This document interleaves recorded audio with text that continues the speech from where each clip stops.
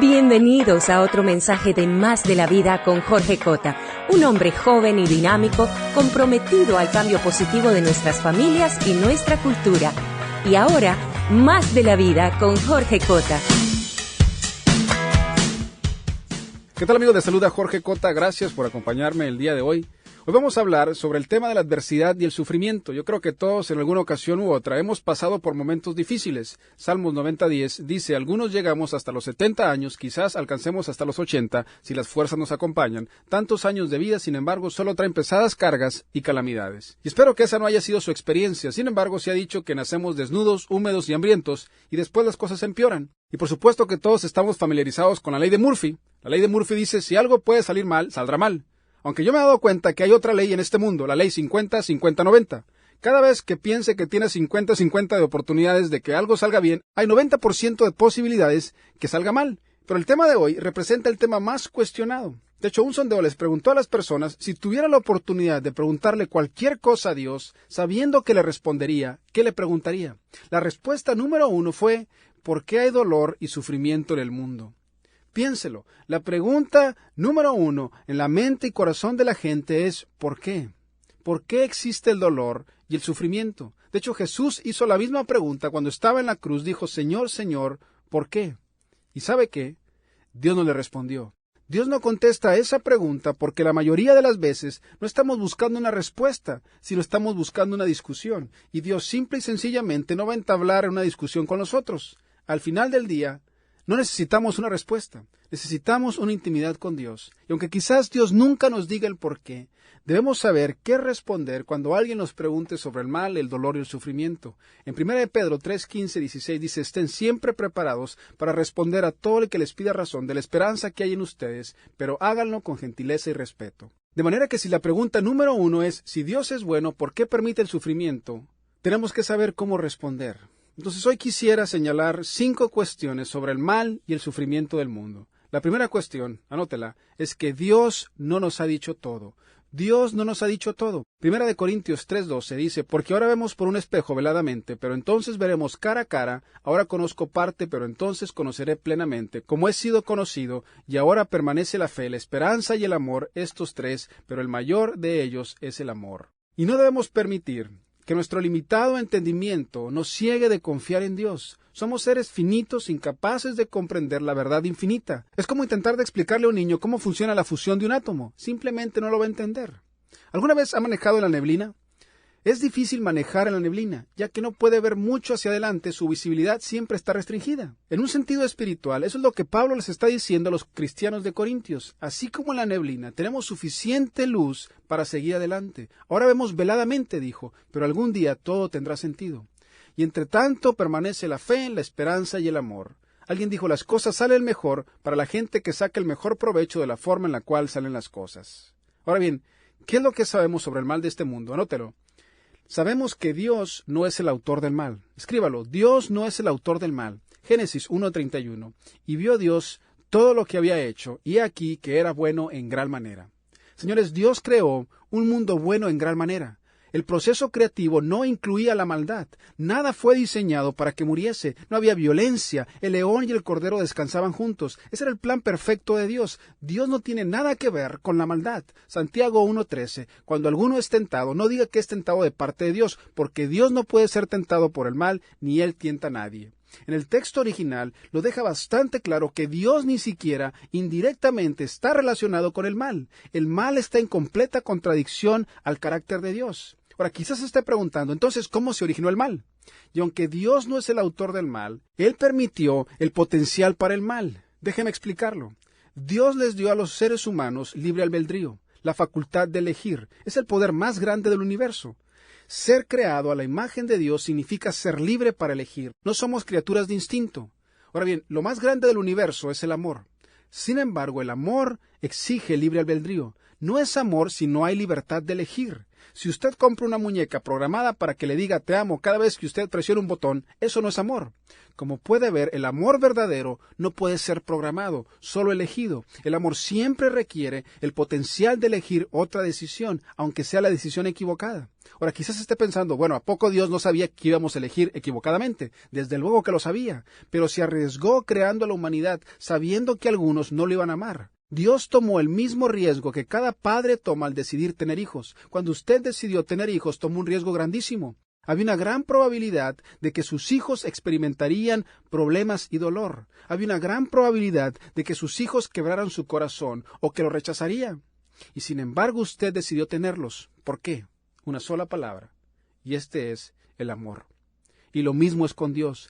Él sabía que algunos se iban a rebelar, sabía que todos tendrían faltas, sin embargo también sabía que algunos lo amarían y que ese amor iba a ser celebrado para toda la eternidad. Pero cuando la humanidad decidió rechazar a Dios, Dios cortésmente se marchó y el mal entró al mundo en dos formas. La primera forma fue la maldad moral.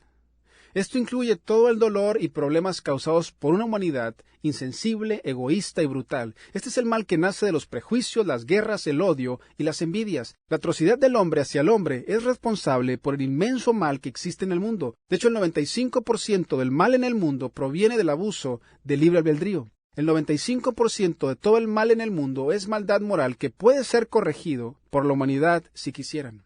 Ahora bien, alguien quizás tal vez diga, ¿y qué de esa gente que se está muriendo de hambre en el África? ¿Dónde está Dios? Y la respuesta es que el mundo está perfectamente capacitado para producir suficiente comida para darle de comer a cada persona en la faz de la tierra. Sin embargo, 1,000 millones de personas se van a dormir sin cenar. Y cada día 16,000 niños mueren de hambre por decisiones egoístas e irresponsables, y gente permite que otra gente se muera de hambre y culpan a Dios. Hace algunos años, 800 toneladas de comida se pudrieron en el muelle porque Etiopía se negó a aceptarla porque fue entregada a través de un puerto enemigo, y como consecuencia 8 millones de personas se murieron de hambre. La mayoría de los países del tercer mundo que se están muriendo de hambre invierten el 50% de su Producto Nacional Bruto en armamento, tratando de defender un pedazo de tierra. Y la gente lucha en guerras y Dios se lleva la culpa. Gente envenena la tierra con químicos, nos da cáncer y Dios se lleva la culpa. Conductores ebrios matan a gente inocente y la gente se pregunta dónde rayos estaba Dios. Gente entabla en estilo de vidas peligrosos y nocivos, se enferman, se mueren y le preguntamos a Dios por qué. Anótelo bien, el 95% de todo el mal y sufrimiento en el mundo es el resultado directo de las decisiones del ser humano. Déjeme ilustrarle este punto con una historia muy cómica. Gunther Burpus, un hombre de 41 años en Bremen, Alemania, quedó encallado en la gatera de la puerta de su casa. Se le habían olvidado las llaves adentro e intentaba acceder a su domicilio por la pequeña portezuela por donde entraba y salía su gato.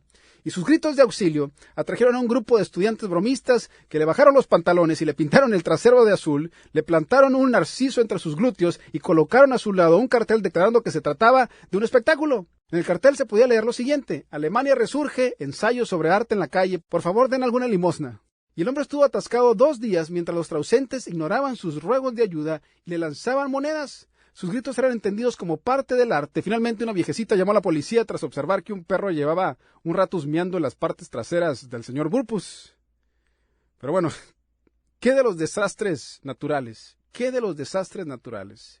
Ese es el segundo mal, la maldad natural. Estos son desastres naturales como terremotos, huracanes, tornados. Estos causan el 5% del dolor y sufrimiento en el mundo actual. Y aquí de nuevo la Biblia afirma que nuestras semillas de rebelión infectaron nuestro mundo. En Génesis 3:18, la tierra te producirá cardos y espinas y comerás hierbas silvestres. La realidad es que la rebelión humana permitió que estas cosas entraran al mundo. Cuando la humanidad le dijo a Dios que se marchara, Él honró nuestra petición y como consecuencia la naturaleza se rebeló. El colapso genético comenzó a ocurrir, el cual permitió la enfermedad. Ahora quizás se esté preguntando, sí, pero un Dios bondadoso de perdida detendría ese 5%. ¿Y sabe qué? Yo le apuesto a que sí lo haría si nosotros decidiéramos limpiar el otro 95%. Tal vez esté preguntando, sí, pero si Dios realmente fuese Dios, removería todo el mal. ¿De verdad? Si Dios removiera todo el mal mañana a las 3:15 p.m., ¿cuántos de nosotros estaríamos parados a las 3:16? ¿Lo ve? La tercera cuestión, anótela, es que Dios no está controlando este mundo. Dios no está controlando este mundo. Esto siempre ha sido muy difícil para muchos cristianos de aceptar. Yo recuerdo cuando era más joven a pastores decir, Dios sigue en el trono. Y aunque eso es verdad, Él no se sienta en el trono de este mundo. Algún día lo va a hacer. Dios simplemente no va a microdirigir el mal. En 1 de Juan 5:19 dice lo siguiente: sabemos que somos hijos de Dios y que el mundo entero está bajo el control del maligno. Ahora bien, hay dos cosas que sabemos sobre el maligno. La primera es que él es un mentiroso. Jesús dijo, cada vez que habla, miente, dado que esa es su lengua nativa. La segunda cuestión que sabemos del maligno es que él es un asesino. Si hiciese lo que le diera la gana, una muerte violenta sería el destino de cada ser humano. Y cuando olvidamos este hecho, un Dios bondadoso se lleva una mala reputación. Es por eso que necesitamos un cambio de paradigmas. Tendemos a preguntar, si Dios es bueno, ¿por qué permite el sufrimiento? Pero yo tengo una mejor pregunta. Si el mundo entero está bajo el control del maligno, ¿por qué existe la bondad?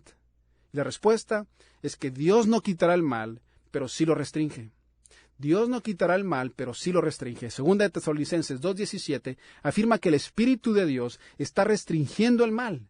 Dios no ha elegido removerlo aún, pero por el amor a la humanidad lo restringe. Y señores, el mundo puede ser mucho peor. ¿Se puede imaginar un mundo donde el mal no fuese restringido? ¿Se da cuenta de que el mundo sería mucho peor? Terremotos ocurrieran todos los días, tornados habría todos los días, habría huracanes regularmente, todo el mundo tuviera cáncer o problemas del corazón o algo peor. De manera que escuche bien, cada vez que uno de nosotros logra llegar a la vejez es por la gracia de Dios. Cada vez que la biopsia es negativa, es por la gracia de Dios. Cada vez que alguien sale ileso de un accidente automovilístico, es por la gracia de Dios. Cada vez que su corazón y mi corazón laten una vez más, es por la gracia de Dios. Y cuando comprendamos eso, nos llevará a un nivel diferente de entendimiento en vez de aventarle un puño a Dios en la cara y decirle por qué. Y aunque Dios no va a remover el dolor y el sufrimiento, anote lo siguiente: Dios puede usar el dolor para producir algo bueno. ¿Escuchó? Dios puede usar el dolor para producir algo bueno. El sufrimiento puede acercarnos a Dios. Anótelo, el sufrimiento puede acercarnos a Dios. Segunda de Corintios 7:10, porque la tristeza que es conforme a la voluntad de Dios produce un arrepentimiento que conduce a la salvación, de lo cual no hay que arrepentirse. ¿Ahora qué le parece eso? Nunca debemos arrepentirnos por el sufrimiento si nos ayuda a voltear hacia Dios. El salmista lo admitió libremente, diciendo, cuando estoy angustiado, recurro al Señor, sin cesar elevo mis manos por las noches. El teólogo C.S. Lewis dijo, Dios nos susurra en nuestros placeres, nos habla en nuestra conciencia, pero nos grita en nuestros dolores.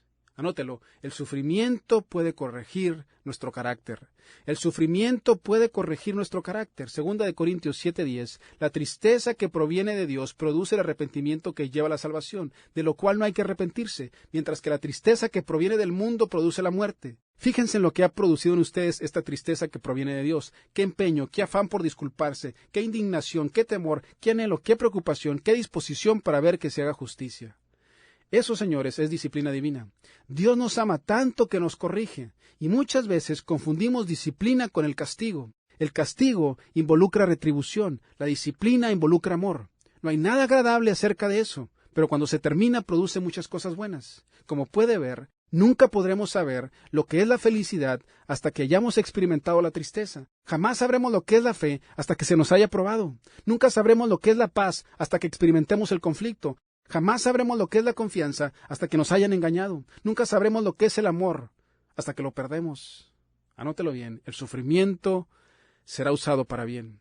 El sufrimiento será usado para bien. En una encuesta, 87% de las personas afirmaron que un evento doloroso como la muerte, enfermedad o divorcio causó que encontraran un mejor sentido a la vida. De hecho, Dios les prometió eso a aquellos que tuvieran fe. En Romanos 8:28 dice, y sabemos que a los que aman a Dios, todas las cosas les ayudan a bien, esto es, a los que conforme a su propósito son llamados. Søren Kierkegaard dijo, la vida solo puede ser comprendida hacia atrás, pero únicamente puede ser vivida hacia adelante. Alguien dijo, si quieres un arco iris, tienes que aguantar la lluvia. Y yo estoy convencido que esta es la única forma en la cual los obstáculos pueden llegar a ser un trampolín.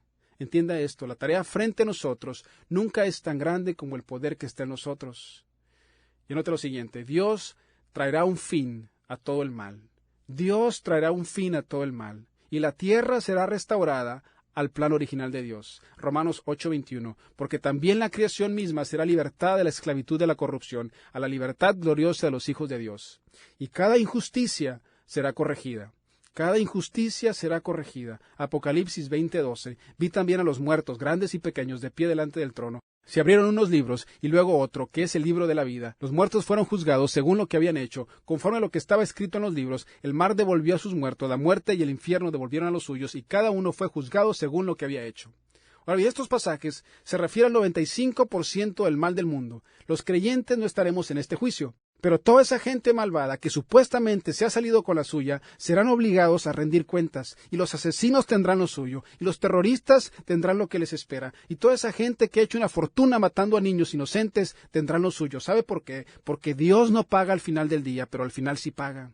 Y toda lágrima será enjugada. Apocalipsis 21:3-4. Oí una potente voz que provenía del trono y decía: aquí entre los seres humanos está la morada de Dios. Él acampará en medio de ellos, y ellos serán su pueblo. Dios mismo estará con ellos y será su Dios. Él les enjugará toda lágrima de los ojos. Ya no habrá muerte, ni llanto, ni lamento, ni dolor, porque las primeras cosas han dejado de existir. Y señores, cuando llegue ese día, todo el dolor, todas las lágrimas, todos los problemas del pasado serán borrados para siempre. Y algún día el dolor y el sufrimiento no serán más. Algún día la tristeza y la dolencia y el desastre y la muerte no serán más. Es por eso que Pablo dijo: de hecho, considero que en nada se comparan los sufrimientos actuales con la gloria que habrá de revelarse en nosotros. Joni Eareckson Tada ha pasado los últimos 50 años de su vida condenada a una silla de ruedas. Cuando tenía 17 años, quedó paralizada del cuello a los pies en un accidente de natación. Y ella dijo lo siguiente: cada pesar que enfrentamos, algún día será comprobado que eso fue lo mejor que nos hubiese pasado. Agradeceremos a Dios infinitamente por las pruebas que nos mandó. Y sabe, yo sinceramente le digo que yo todavía no estoy ahí. Margaret Clarkson, me encanta lo que dijo. Ella dijo: no es por obra milagrosa que nuestra fe crece, sino como resultado de descubrir que Dios es fiel en medio de nuestro dolor. Y Padre, inclinamos nuestro rostro el día de hoy y te damos gracias. Confesamos que no lo sabemos todo, pero que seguimos confiando. Y Señor, te pido por las personas que quizás la vida se ha vuelto muy difícil. A lo mejor hay algunos que están atravesando situaciones muy dolorosas. Padre, te pido que tú, el Dios de toda consolación, que los abraces con tu amor y tu gracia. Y sabes, lo más importante que yo quiero que sepas el día de hoy, lo más importante, es que Dios te ama. Dios no está enojado ni tampoco te quiere castigar. Su profundo deseo es conectar contigo de una manera personal. Si nunca lo has invitado a tu corazón, hoy es el día ideal para que lo hagas. Ahí donde estás, ¿por qué no le dices quedito? Dile: Señor, gracias por amarme tanto. Perdóname por todas las veces que me equivoqué en la vida. Te invito a mi corazón. Ayúdame a ser la persona que tú me diseñaste que fuese. En Cristo Jesús. Amén. Y señores, muchísimas gracias. Si usted hizo esa oración, le voy a pedir que me escriba a masdelavida@cbclavoz.com. Le quiero hacer llegar una información completamente gratis de lo que significa invitar a Dios en el corazón. Asimismo, si usted necesita consejería, por favor escríbanos a masdelavida@cbclavoz.com. Queremos ayudarle. Muchísimas gracias. Yo soy Jorge Cota. Siempre es un placer. Recuerde que la vida es buena, la eternidad es mejor. Prepárese para las dos. Has estado escuchando el programa Más de la Vida con Jorge Cota. Esperamos que este mensaje haya sido de ayuda e inspiración. Te invitamos a que nos escribas a masdelavida@cbclavoz.com. Gracias por tu atención y hasta la próxima, donde estaremos viendo la palabra de Dios para descubrir más de la vida.